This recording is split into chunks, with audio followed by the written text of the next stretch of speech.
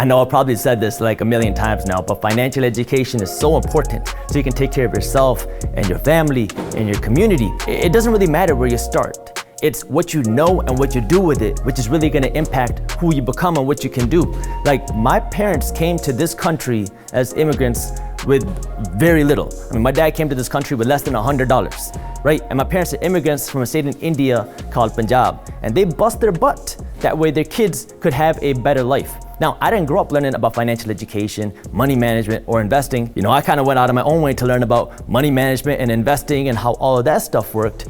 But I saw the meaning of hard work. Like my dad used to always tell me, there was no such thing as sick days, because if you took a day off, you weren't getting paid. And if you weren't getting paid, you didn't have money to eat. So I grew up learning the meaning of hard work from that. And my dad learned that from his parents. Like, my grandparents were refugees. The state of Punjab was severed in 1947 by the government. And if you were a Sikh, the religion that I am, and you were on the west side of Punjab, you either had to migrate east or you were gonna be killed. So my grandparents lost everything. They lost their family, they lost their friends, they lost their homes, they lost their land, and they had to literally pick up and leave. All that my grandfather had was the clothes on his back and a sword in his hand. As he was running back, him and his family got attacked by a mob, and he saw his uncle get his head cut open in front of him by a sword. They had to tie his uncle up on a horse to send him off. And so he came to a new country, the new side of India, with next to nothing. He built himself up. And one of the lessons that he always told me that has still stuck with me to today is you never forget who you are and where you came from. People in India and Punjab are still suffering. Farmers from around the country and Punjab are struggling